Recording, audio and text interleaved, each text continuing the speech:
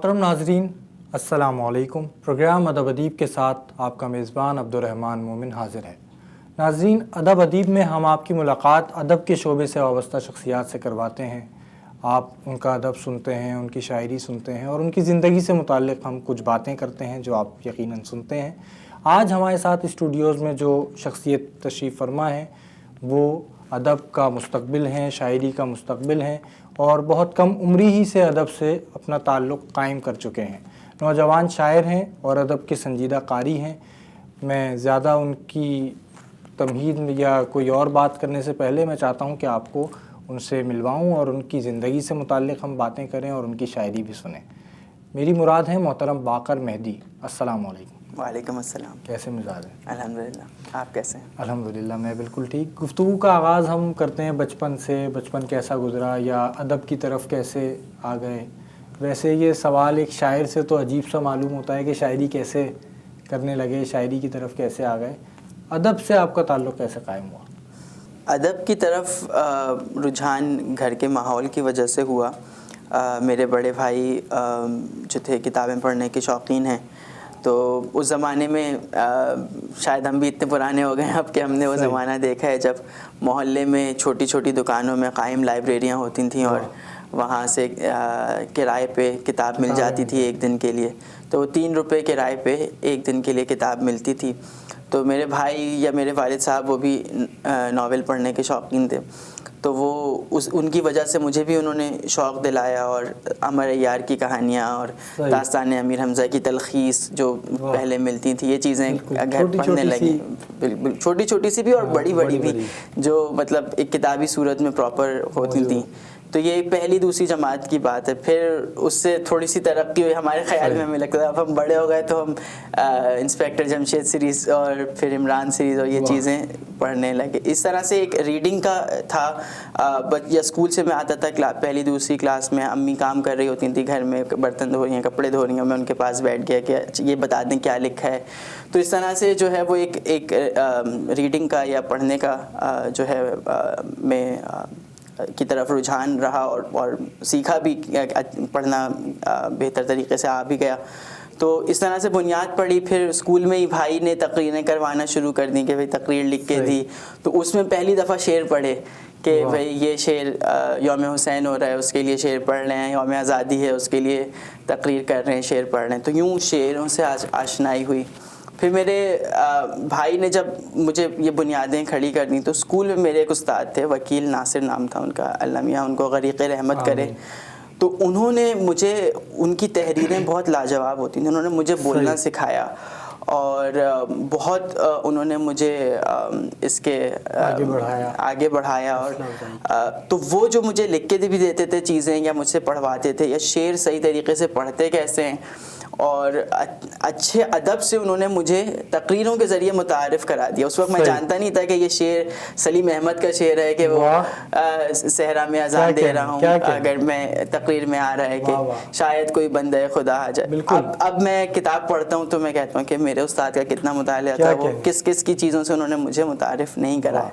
تو یوں پھر جب بڑے ہوتے ہوتے اسکول کی وجہ سے ایک بہت اچھا جو ہے ماحول ملا اور اساتذہ کی وجہ سے سیکھا، تو یوں پھر شاعری سے بھی ایک رغبت پیدا ہو گئی، جس میں کہہ لیں کہ بھائی کا کردار، والد صاحب کا، والدہ کا اور استادوں کا، اساتذہ کا رہا۔ تو پھر طبیعت اس طرف تھوڑی مائل ہو گئی۔ بچپن کا آپ نے ذکر کیا کہ عمر عیار کی جو کہانیاں ہوتی تھیں وہ آپ پڑھتے تھے اور جو دیگر اس وقت کے قصے ہوتے تھے وہ آپ پڑھتے تھے، اس کے بعد جمشید سیریز کی طرف آئے۔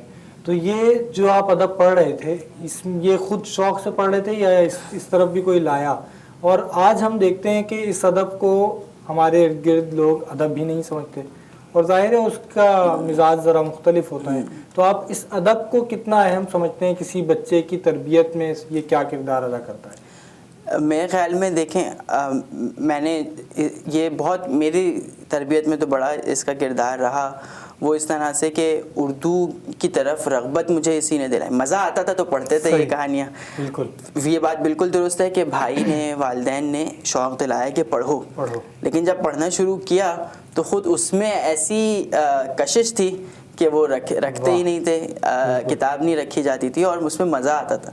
تو یوں ایک غیر محسوس طریقے سے زبان خود بخود سیکھتے گئے, بہتر ہوتی گئی, وہ آپ کی سمجھیں لاشعوری طور پہ آپ کی شخصیت کا جز بنتی گئی. ٹھیک ہے, میں نے اپنے اطراف میں یہ دیکھا کہ میرے بعض دوست اسکول میں یا یونیورسٹی میں ان لوگوں کی پرورش مختلف طریقے سے, وہ بچپن سے ہی انگریزی کہانیاں وہ ساری چیزیں پڑھتے پڑھتے بڑے ہوئے تھے, تو ان کو اس دنیا سے واقفیت ہی نہیں تھی کہ ہمارے یہاں کیا ہے. ہم نے بچپن میں امیر حمزہ کا تذکرہ سنا اور وہ ساری چیزیں, تو وہ ایک اس نے بہت شوق دلایا. اچھا, اس میں بھی پھر یہ اس وقت بھی بزرگوں سے سن کے اندازہ تھا کہ اس میں بھی کیٹیگریز کیا ہیں, اور یہ کہ عمران سیریز اگر مظہر کلیم کی ہے اور عمران سیریز اگر ابن صفی کی ہے تو وہ اس کا معیار. اور ایک ابن صفی کو مجھے پڑھ کے دیکھا تو سمجھ آ گیا, حالانکہ اس وقت وہ مشکل بھی لگی 8ویں 9ویں جماعت میں جب ان کو پڑھا, لیکن یہ سمجھ آ گیا کہ بھائی اس کی بات کچھ اور ہی ہے. یہ بہت,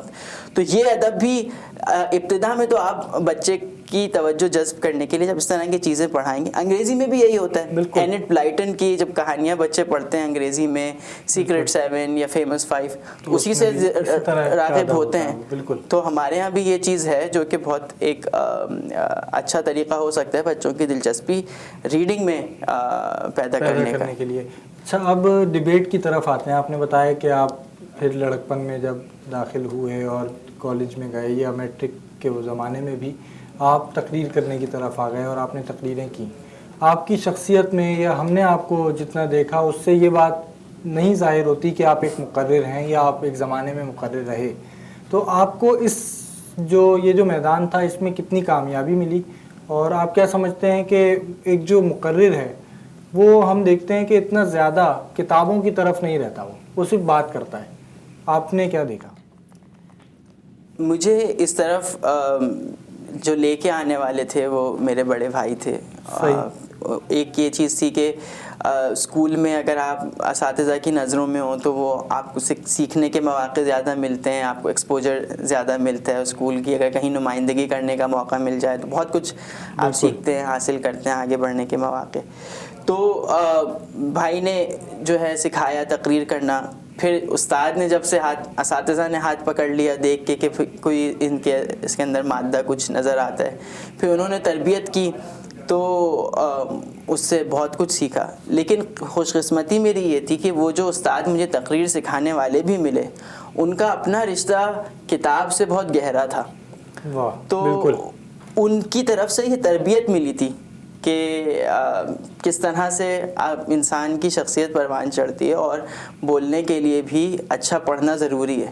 مثلا جب میں نے پہل شعر کہنا شروع کیا تو ان سے میں واپس گیا اپنے انہی استاد کے پاس اور ان سے میں نے ان کو دکھایا, سنایا. تو انہوں نے کہا کہ ولی سے لے کے فراز تک سب پڑھ ڈالو, تم خود بخود سیکھ جاؤ گے. تو وہ میرے اسکول کے استاد تھے, یونیورسٹی کے استاد نہیں تھے. تو وہ یہ کہتے تھے مجھے, تو انہوں نے بھی اس طرف, اچھا حالانکہ ان کی بڑی خواہش تھی کہ میں کیونکہ اسکول میں بہت اچھا بولتا رہا ہوں تو پھر میں میڈیا کی طرف آؤں اور اس فیلڈ میں رہوں. لیکن یونیورسٹی میں آ کے میرا یہ رجحان تھوڑا سا تبدیل ہوا. مجھے ایک چیز یہ سمجھ آئی جو مجھے اپنے ماحول سے میں کمی کا ایسا, جیسے آپ جس کی طرف آپ نے اشارہ کیا کہ یونیورسٹی میں نے یہ دیکھا کہ یہ ایک طرح سے جو ماحول ہے تقریروں کا اس میں سیاست بھی شامل ہے اور اس میں ادب تو اتنا نہیں ہے بلکہ اس میں آپ کہہ لیں دوسری چیزوں کا. اچھا, یہی سوال میں کرنا چاہوں گا. ہم دیکھتے ہیں کہ جو 80 کی دہائی کے مقررین تھے جس میں محمود غزنوی صاحب یا ان کے دور کے اور بھی کچھ لوگ ہیں جن کا ادب سے تعلق تھا, اور ظاہر ہے جو تقریر ہے اس کا بھی لفظ سے تعلق ہوتا ہے, مقرر بھی لفظ ہی سے تعلق رکھتے ہوئے اپنی بات آگے پہنچاتا ہے. لیکن آج کا جو مقرر ہے, جیسے آپ نے ابھی ذکر کیا آپ کی جو تقریر ہوتی تھی اس میں سلیم احمد صاحب کے اشعار ہوتے تھے یا کسی ایسے شاعر کے اشعار ہوتے تھے جنہیں ہم اور آپ آج بھی پڑھتے ہیں اور سناتے ہیں. لیکن آج کا جو بچہ ہے, آج کا نوجوان ہے جو تقریری مقابلوں میں حصہ لیتا ہے تو اس کا ایک ہی انداز ہوتا ہے اور ایک ہی طرح کے اس کے پاس اشعار ہوتے ہیں اور ایک ہی طرح کی بات ہوتی ہے. تو آپ کیا سمجھتے ہیں کہ یہ جو تقریر کا فن ہے یہ آگے جا رہا ہے یا یہ ابھی کس جگہ کھڑا ہوا ہے؟ کیونکہ آپ کو بہت نظر تو بہت مقررین آ رہے ہیں آپ کو ارد گرد. ہاں اب یہ ہے کہ میں اس حلقے میں ایک انسائڈر کی حیثیت سے نہیں ہوں. میں نے یونیورسٹی کے پہلے سال میں یہ طے کر لیا تھا کہ اب میں اس میں نہیں آگے بڑھنے کی کوشش کروں گا, کیونکہ آپ اس میں لگیں تو پھر وہ ایک پورا سلسلہ ہے لامتناہی, اور سنجیدہ کاموں کے لیے آپ کے پاس وقت کم ہو جائے گا. اور یہ کہ تو اس وجہ سے میں تو خود اب اس کا ایک انسائڈر کی حیثیت سے تو نہیں بتا سکتا, لیکن جو مجھے باہر سے نظر آتا ہے یا میں اپنے کزنس کو دیکھتا ہوں یا ٹی وی پہ دیکھتا ہوں, تو وہی ہے کہ ایک خاص انداز ہے بولنے کا, ایک خاص موقع پہ وہ بولتے ہوئے اوپر جاتے ہیں اور پھر اپنے لہجے کو نیچے لاتے ہیں. وہ پورا ایک ہر مقرر کا ایک ہی سا انداز لگتا ہے. وہی وہ مصطفیٰ زیدی کے شعر اور فیض کے شعر کچھ مشہور شعر ہیں جو ہر کوئی انہی سے منظر کشی کر کے شروع کرتا ہے. اگر ان کے شعر بھی آ رہے ہیں تو آج تو آپ بالکل ہی مختلف اشعار ہم سنتے ہیں. بالکل آپ صحیح کہہ رہے ہیں. تو وہ سب ایک ہی طرح سے ہے. تو مجھے یہ کمی لگتی ہے اس میں کہ کتاب کا سے تعلق بھی کم ہے بالعموم. دوسرا شاید مقررین کی اتنی کوتاہی نہیں ہے جتنی شاید وہ اساتذہ اب نہیں ہیں جو کہ یہ رشتہ استوار کرا سکیں یا تربیت کر سکیں اس طرح سے, یا بچوں کو وہ چیزیں سمجھا سکیں. تو ایک پہلو یہ بھی ہے, میں دیکھتا ہوں کہ اس طرح کے اساتذہ کی اب کمی نظر آتی ہے اپنے ارد گرد. تو اور تقریر کے انداز میں بھی مجھے تسلی نہیں ہوتی کسی کو سن کے, کیونکہ مجھے ایسا لگتا ہے کہ سب کی تقریریں ایک ہی سانچے میں ڈھلی ہوئی ہیں, ایک ہی انداز سے ان کا اتار چڑھاؤ ہوتا ہے اور ایک ہی, تو وہ مجھے پھر اتنا جذب نہیں کرتا. صحیح. ناظرین کرام, باقر مہدی ہمارے ساتھ موجود ہیں, ان سے گفتگو کا سلسلہ جاری ہے. یہاں سلسلہ کلام ٹوٹ رہا ہے, اسے جوڑیں گے ایک وقفے کے بعد. آپ ہمارے ساتھ رہیے.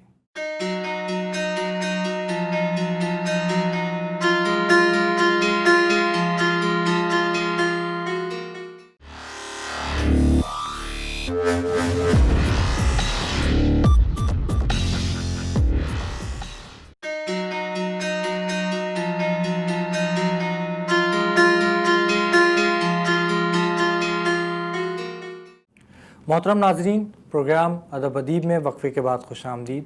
ہمارے ساتھ موجود ہیں نوجوان شاعر باقر مہدی. وقفے پہ جانے سے پہلے بات ہو رہی تھی تقریر کی اور آپ کے جو بچپن کا دور تھا اس کی. آپ نے شعر کہنے کا آغاز کیسے کیا اور شعر کی طرف کیسے آئے؟ ابھی آپ نے بتایا کہ پڑھنے کی طرف کیسے آئے اور پھر مقرر بن گئے. شعر گوئی کی طرف کیسے آئے؟ پہلی جو نظم کہی بالکل بچپنے میں, چوتھی یا پانچویں کلاس کی بات ہوگی.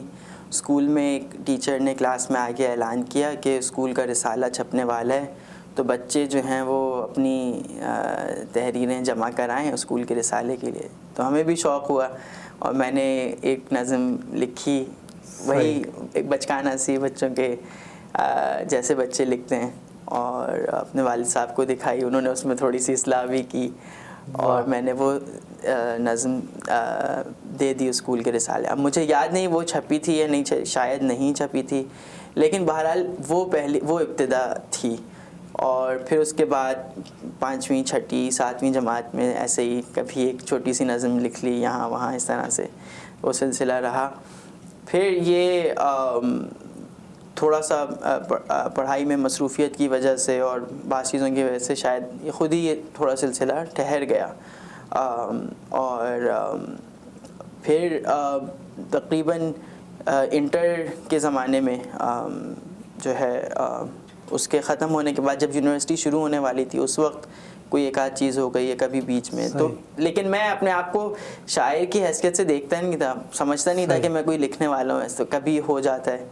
پھر یونیورسٹی کا جو پہلا سیمسٹر تھا اس میں پھر ایک زبردست اور بہترین استاد خدا نے ہمیں عنایت کیے, افتخار شفیع صاحب. تو ان کی جو کلاسیں تھیں اس میں بیک وقت قرآن, حدیث, حافظ, رومی, شیکسپیئر اور تمام جو ہے طرح کے ادیبوں کے حوالے ہمیں ملتے تھے. تو اس سے طبیعت ایسی روشن ہوئی, کھلی کہ ایک ماحول بننے لگا. پھر انہی دنوں جو ہے اسی سیمسٹر کے دوران شمالی علاقہ جات کی طرف بھی جانا ہوا, تو وہ شاید ذہن کو ایک کھلی فضا ملی. تو بس وہاں سے جو سلسلہ شروع ہوا تو پھر بہت ایک زرخیز زمانہ آ گیا کچھ عرصے کے لیے جس میں یونیورسٹی کے دوران لکھتے رہے. صحیح. گھر والوں کا تو میرا خیال ہے اچھا ہی رد عمل ہوگا اور انہوں نے حوصلہ افزائی ہی کی ہوگی جب آپ نے شعر گوئی کا آغاز کیا یا شعر کہنا شروع کیا. ہاں بالکل ان کی طرف سے حوصلہ افزائی رہی. لیکن یہ ہے کہ یونیورسٹی کے وقت جب آپ آ جاتے ہیں تو شاید ان سے اتنی قربت نہیں ہوتی جتنی دوستوں سے رہتی ہے, تو ان کو اندازہ ہوتے ہوتے وقت لگتا ہے. اب اس وقت ان کو جس طرح سے اندازہ ہے کہ ہاں بھائی کچھ کہتے ہیں لکھتے ہیں, شاید ابتدا میں اتنا اندازہ نہیں, لیکن جتنا بھی ان کو بتایا, اور بالخصوص جیسے میرے بھائی کا میں نے آپ سے کہا کہ ابتدا سے ان کا رہتا ہے, تو والدین بھائی سب کی طرف سے ایک بہت مثبت رد عمل رہا, اور خاندان والے بھی خوش ہی ہوتے تھے اور خوش ہو کے حوصلہ افزائی کرتے تھے. ابھی آپ نے بتایا افتخار شفیع صاحب سے آپ کو موقع ملا ان کے درس لینے کا, بیٹھنے کا, تو آپ کیا شعبہ انگریزی میں گئے تھے, وہاں آپ نے داخلہ لیا تھا, اور نفسیات میں آپ بعد میں آئے؟ نہیں, میں نفسیات میں ہی تھا شروع سے, لیکن جو مائنر سبجیکٹس ہوتے ہیں تو اس میں نے 2 لینے ہوتے ہیں جیسے آپ کو معلوم ہے, تو ایک فلسفہ اور ایک انگریزی ادب اس میں لیا تھا. تو وہ مائنر کی کلاس لینے وہاں جاتے تھے. ہماری خوش نصیبی تھی کہ سر افتخار نے ہمیں خود پڑھایا, ورنہ مائنر کی کلاسز کوئی بھی ٹیچر پڑھا لیتا ہے, لیکن سر افتخار ہمیں ملے اور پورا 1 سال پڑھایا انہوں نے, صرف یہ نہیں کہ 1 سیمسٹر. تو وہ اس 1 سال نے بدل کے رکھ دیا. بہت کچھ اس سے ہم نے سیکھا, اور بہت کچھ سیکھا ان کی صحبت سے, بہت سے. اس کے بعد ان سے تعلق اس طرح سے تو نہیں رہا کہ ان کی کلاس میں ان کے اسٹوڈنٹ ہوں, لیکن ان کی دیگر کلاسوں میں جا کے ایسے ہی بیٹھ جاتے تھے, ان کے پاس جا کے ان کے دفتر میں وہ کوئی کلاس لے رہے ہیں, ایم فل کی لے رہے ہیں, کوئی بھی کلاس لے رہے ہیں, ان کے پاس بیٹھ کے انہوں نے ہمیشہ اتنی محبت سے, اتنی شفقت سے اپنے ساتھ رہنے دیا اور سکھایا, بتایا. تو بہت ان سے فیض حاصل کیا, اور جو سمجھیں صحیح معنوں میں ادبی تربیت ہوئی اور ادبی شعور بیدار ہونا شروع ہوا, تو اس میں ان صحبتوں کا بہت بڑا ہاتھ ہے. صحیح. یونیورسٹی میں آپ نے جو ادب کے حوالے سے کام کیا, کچھ اس حوالے سے بتائیے. سنا یا ہم نے دیکھا بھی کہ آپ نے وہاں ایک پرچہ نکالا, تو اس کا خیال کیسے آیا؟ اس کا خیال یوں آیا کہ جیسے اسکول میں تقریریں کرتے تھے اور ڈرامے اسکول میں کیے, ایکٹنگ بھی کی اسکول کے زمانے میں, انٹر میں لیولز میں کیا. تو یونیورسٹی آ کے بھی سوچا, پہلے سیمسٹر میں تو طے کر لیا کہ نہیں کچھ نہیں کریں گے, پڑھیں گے. لیکن پھر ہمارے یہاں ویژول اسٹڈیز ڈپارٹمنٹ میں سالانہ کھیل ہوتا تھا, ڈرامہ ان کا تھا, ہم دیکھنے چلے گئے. اب جو دیکھا اور اتنا اچھا وہ تھا, تو دیکھ کے پھر ایک رگ پھڑکنے لگی کہ کچھ کرنا ہے. تو ہم نے سوچا ایک سوسائٹی بناتے ہیں اور ہم جو ہے اسی طرح کے پروگرام کریں گے. سوچ ظاہر سی بات یہی سب دیکھا تھا, تو سوچ یہ تھی کہ ڈرامہ کریں گے اور تقریریں اور اس طرح کی چیزیں. تو سر افتخار نے اور ایک اور ٹیچر ہماری مس ہما شاکر وہاں ہوتی ہیں, انہوں نے کہا کہ آپ ایک اور ٹیچر ہیں یہاں مونس آزاد انگریزی ڈپارٹمنٹ میں, آپ ان سے ملیں اور ان سے بھی بات کریں اس حوالے سے.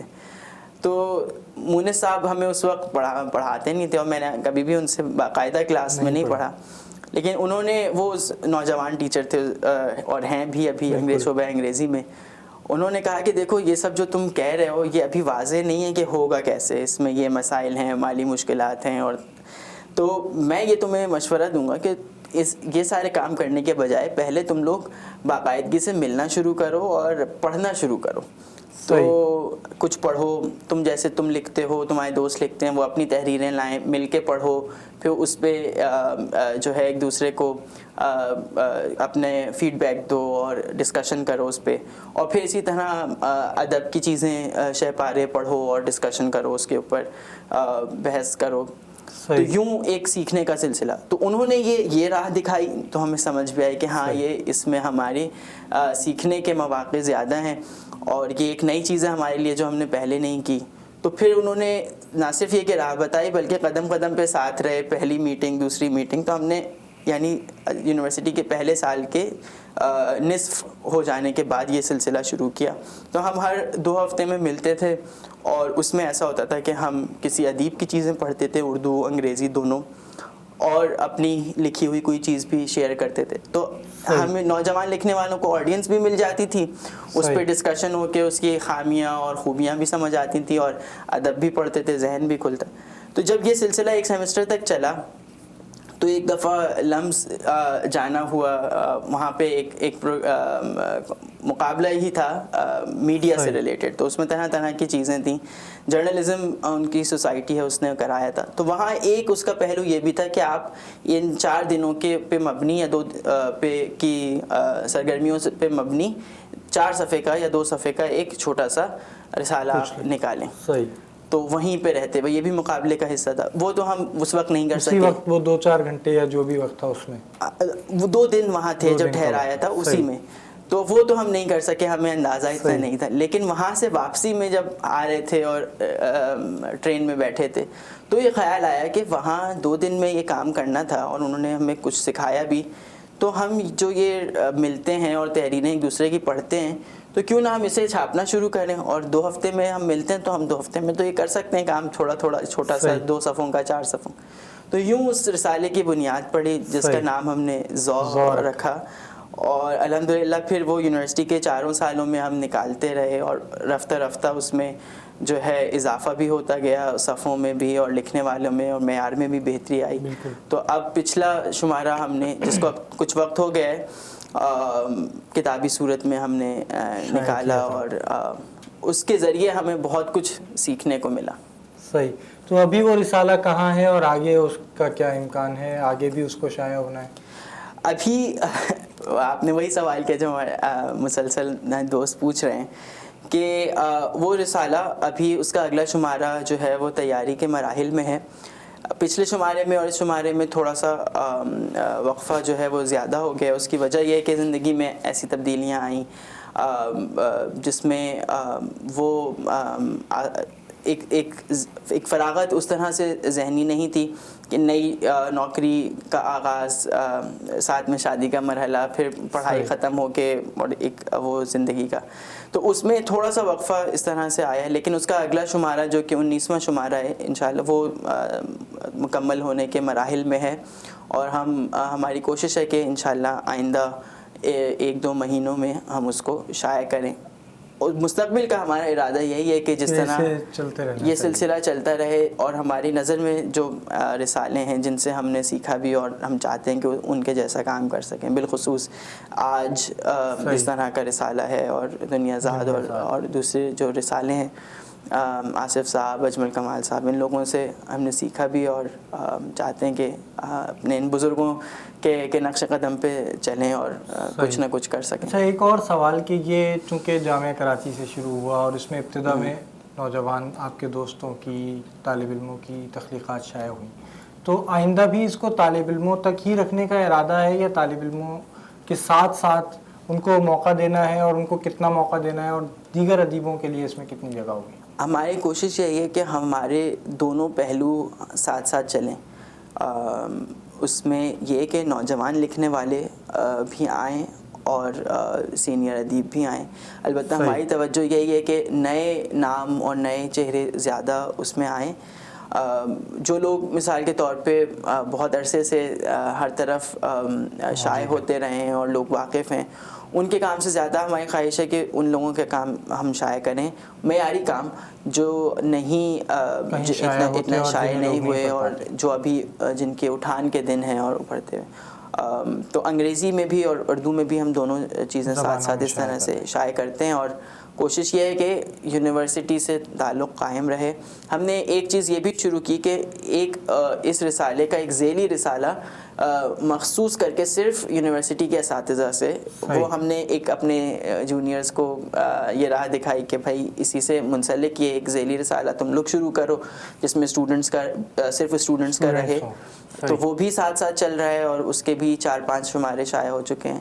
اور اب یہ کہ یہ والا ذوقہ بھی یہ ہے کہ ہم اسٹوڈنٹس بھی اور سینئرز بھی سب کو ہم, یہ تو بہت اچھی بات ہے, اور آپ مبارکباد کے مستحق ہیں اس پر کہ نئے جو آپ آنے والے لوگ ہیں آپ کے بعد کے, آپ نے ان کو بھی راستہ دیا اور ان کے لیے بھی ایک پلیٹ فارم مہیا کیا. ایک اور بات ہم دیکھتے ہیں کہ ہر طرف لوگ یہ کہتے ہوئے نظر آتے ہیں کہ آج کا نوجوان, آج کا طالب علم ادب سے تعلق نہیں رکھتا یا ادب سے اس کا شوق یا ذوق بہت کم ہو گیا ہے, بہت محدود ہو گیا ہے, اور یونیورسٹی میں بھی آپ اس طرح کی باتیں سنتے ہوں گے.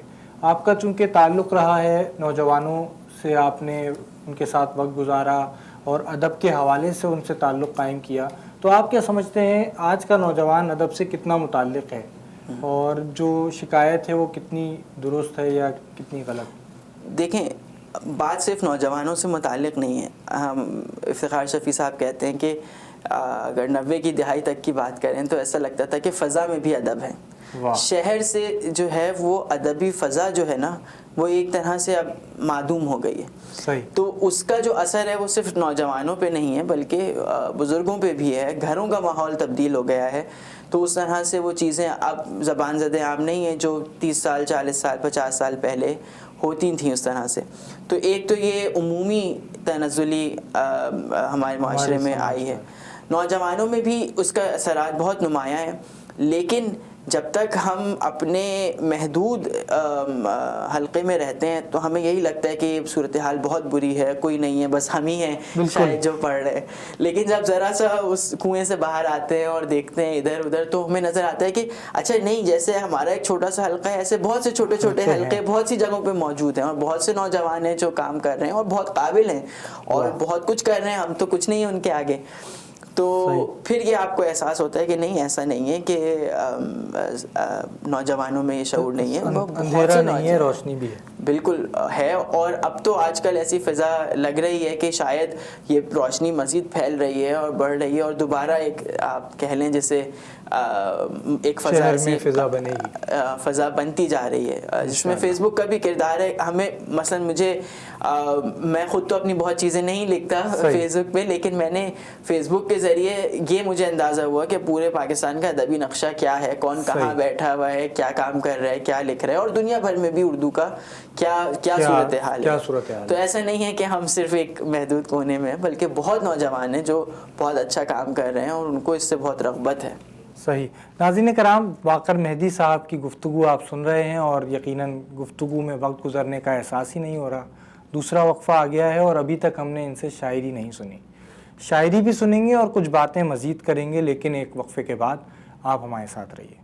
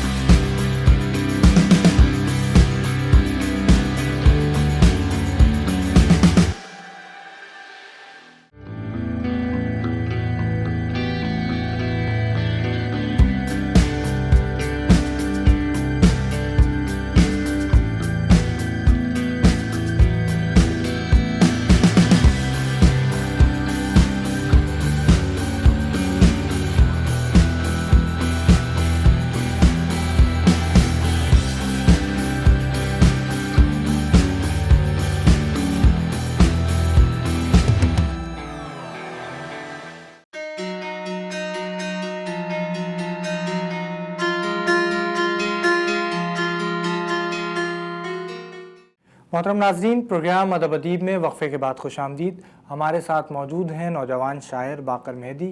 وقفے پہ جانے سے پہلے بات ہو رہی تھی اور بہت سی باتیں ہوئیں, اور ہم نے کہا کہ شاعری سنیں گے. تو میں چاہتا ہوں پہلے شاعری سن لیں کہ باتوں میں پھر اندازہ ہی نہیں ہوتا کہ وقت گزر جاتا ہے اور ہم آخر میں سوچتے ہیں کہ شاعری سننی چاہیے تھی. کچھ غزل یا غزلیں ہمارے ناظرین کو سنائیں. ضرور, آپ کی اجازت ہو میں دیکھ کے کچھ چیزیں اپنے سامنے رکھ کے آپ کو پھر سنانا چاہوں گا. تو یہ میں نے کچھ عرصے پہلے لکھی تھیں غزلیں, تو آپ کی نظر اور سامعین کی نظر کر رہا ہوں. مطلب ہے دیکھیے گا کہ ضرور. حیات دیکھتی ہے وقت کے کنارے سے. واہ. حیات دیکھتی ہے وقت کے کنارے سے, وہ آبشار امڑتا ہے ایک ستارے سے. واہ. وہ آبشار امڑتا ہے ایک ستارے سے. اور ہمارا ذہن بھی کیسا ہے پیچ و خم کا اسیر. واہ. ہمارا ذہن بھی کیسا ہے پیچ و خم کا اسیر, کہ صاف بات بھی کرتا ہے استعارے سے. کیا کہنے. واہ واہ واہ. صاف بات بھی. ہمارا ذہن بھی کیسا ہے پیچ و خم کا اسیر کہ صاف بات بھی کرتا ہے استعارے سے. اور نوید وقت پہ کیا اعتبار کرتے مگر نوید وقت پہ کیا اعتبار کرتے مگر نظر میں کھپ گئے موسم کے کچھ اشارے سے. نظر میں کھپ گئے موسم کے کچھ اشارے سے. اور زباں پہ حرف کسی اور نطق سے آئے. زباں پہ حرف کسی اور نطق سے آئے. الاؤ جلتے ہیں سب ایک ہی شرارے سے. الاؤ جلتے ہیں سب ایک ہی شرارے سے. اور سمندروں کی ہوا میں بھی کیا توحش تھا.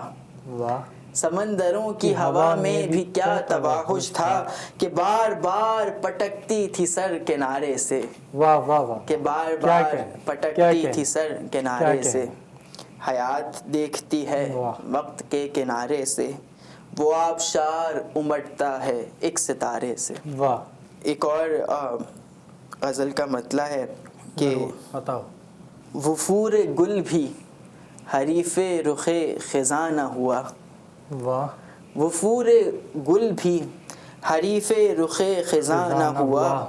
جبین وقت پہ حرف دگر عیاں نہ ہوا.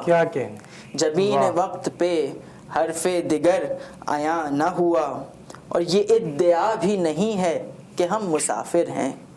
یہ ادعا بھی نہیں ہے کہ ہم مسافر ہیں مگر سفر سے کنارہ کبھی یہاں نہ ہوا. مگر سفر سے کنارہ کبھی یہاں نہ ہوا. عدم کا دیو ہے اور دوپہر کی وحشت ہے. عدم کا دیو ہے اور دوپہر کی وحشت ہے. وجود زیست کبھی ایسا ناتواں نہ ہوا. وجود زیست کبھی ایسا ناتواں نہ ہوا. اور پروں کو باندھ کے چھوڑا ہے پھڑ پھڑانے کو. کیا اچھا مصرع ہے. پروں کو باندھ کے چھوڑا ہے پھڑ پھڑانے کو. یہ کون کہتا ہے صیاد مہربان نہ ہوا. یہ کون کہتا ہے صیاد مہربان نہ ہوا. اور جو جل گیا ہے تو کیوں کر نہ چھوڑ دیں اس کو. جو جل گیا ہے تو کیوں کر نہ چھوڑ دیں اس کو. دل حزیں ہوا گویا کہ آشیاں نہ ہوا. دل حزیں ہوا گویا کہ آشیاں نہ ہوا. وفور گل بھی حریف رخ خزاں نہ ہوا. جبین وقت پہ حرف دگر عیاں نہ ہوا. کیا کہنے. واہ واہ واہ واہ. ہم نے آپ کی غزلیں سنی اور پہلے بھی ہم سنتے رہے ہیں. ناظرین کے ذہن میں بھی ہو سکتا ہے خیال آئے کہ آج کا جو نوجوان ہے اور جو شعر کہہ رہا ہے اس کا رنگ یا اس کی غزل ذرا مختلف ہے اور اس کے جو الفاظ ہیں اس کا جو ڈکشن ہے وہ آسان ہے, لوگوں کی سمجھ میں آسانی سے آتا ہے. آپ کی شاعری میں ہمیں کلاسیکی رنگ نظر آتا ہے. اس کی کیا وجہ ہے؟ اس کی وجہ شاید یہی ہے کہ جس وقت صحیح معنوں میں شاعری شروع کی تو اس وقت اساتذہ کا مطالعہ تھوڑا کیا قسمت سے. تو طبیعت نے وہی رنگ قبول کر لیا. تو بس شاید وہ پھر ایک مزاج کا حصہ اس طرح سے بن گیا کہ اور لوگوں کو بھی پڑھا. اور عصری شاعری جس میں کلاسیکی رنگ اتنا نہیں ہے وہ بھی کسی حد تک پڑھی, لیکن شاید وہی رنگ ایک طبیعت میں ایسا بس گیا ہے کہ وہ نکلتا وہی نکلتا ہے. صحیح. آپ کی ازدواجی زندگی کی طرف ایک بس سوال کرتے ہیں. ہمارا ارادہ تو یہ تھا کہ آپ دونوں کا ہم ساتھ انٹرویو کرتے, گفتگو کرتے. آپ کی جو اہلیہ ہیں وہ بھی شاعر ہیں اور شعر کہتی ہیں, نثری نظم خاص طور پہ لکھتی ہیں. تو ایک گھر میں جب دو شاعر ہوتے ہیں تو کیا ہوتا ہے کہ شاعری میں آپ کو اس سے آسانی ہوتی ہے یا ان کو آپ قاری بھی ہیں وہ سامع بھی ہیں, یا کس طرح کا آپ کے ساتھ ان کا وہ ہے؟ یہ بہت آپ نے ایک دلچسپ سوال کیا ہے. ایک گھر میں جب دو شاعر ہیں تو یقیناً ایک دوسرے کو سمجھنے میں آسانی ہوتی ہے.